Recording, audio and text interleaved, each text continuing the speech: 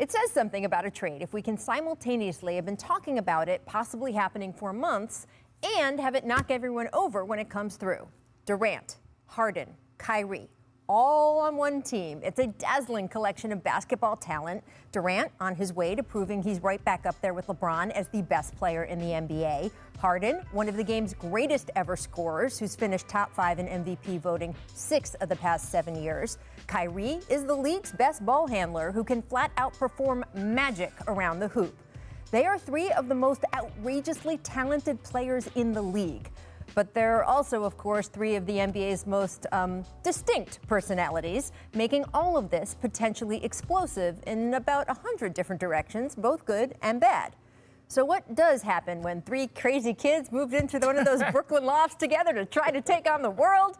I'm glad you asked. Yes, in honor of this mega trade, The Jump presents our latest show within a show.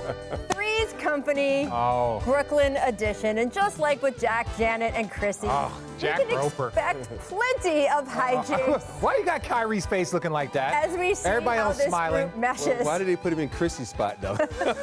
Now, executive producer, Nets general manager Sean Marks is optimistic. Here he was this morning talking about the screaming neon elephant in the room, team chemistry. Look, I think whenever you're meshing personalities, I think we've got to wait and see how this all fits on the floor and so forth. I think these guys have given us the right answers. They've said, hey, they want to play together. They can see this fitting. And I think they're at a time in their careers, they understand that there's without a doubt going to be some nights where 1 or 2 need to sacrifice for the other and so forth. But I think they're all looking for that common goal. Marks added that Harden and Durant already knowing and liking each other should help speed the team building process here. Perhaps, although as he was speaking, it was hard to not think about how that same scenario went so wrong between Harden and Russell Westbrook that Russ asked out after just 1 season. As for the Kyrie angle, Marks denied that Kyrie's current situation spurred the Nets to finally pull the trigger on this trade, insisting it was not a hedge to give Durant a more reliable co-star. He also noted Kyrie is, quote, very excited to return to the team after his mysterious absence. But honestly, none of that addresses what is going to be the real issue going forward. Is Kyrie going to be okay with essentially being the 3rd option in Brooklyn behind 2 former MVPs? We know part of why Kyrie asked out of Cleveland was because he didn't want to continue shaping either his game or his standing on the team around LeBron anymore. We know there were issues coexisting with teammates in Boston. We know that in other recent big threes, guys like Kevin Love, Chris Bosh have had some trouble adjusting to that 3rd role. And these 2 guys, well, they're at least notoriously mellow. At least Kyrie plays a different position. He will have the ball in his hands more. Maybe Ray Allen in Boston is a better comparison. Although, of course, we know how that team dynamic ended also. Clearly, it is something to watch, as is how this Nets team looks on the defensive end. With Jared Allen out the door, the Nets no longer have anyone who you would call a defensive standout. In fact, 5 of the Nets' key rotation players had a negative defensive real plus-minus last season. That's a lot.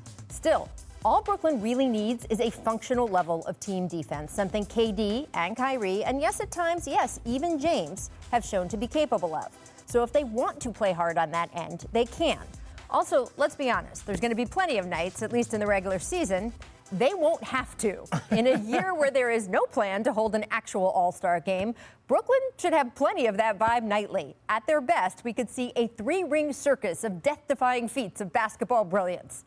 Will it be enough to threaten the defending champion Lakers at the very top of the NBA pyramid? We'll have to see. Will it be enough to cause an arms race in the East with the Bucks, Sixers, Heat, or Celtics now trying to pull off their own big trades? We will see. Will it be Three's Company or Three's a crowd? I don't know. But after all these months of speculating about this trade, it's going to be a whole lot of fun watching it all play out. I think they look good on that couch. I think they look great. I'm just saying. Thanks for watching ESPN on YouTube. For live streaming sports and premium content, subscribe to ESPN+.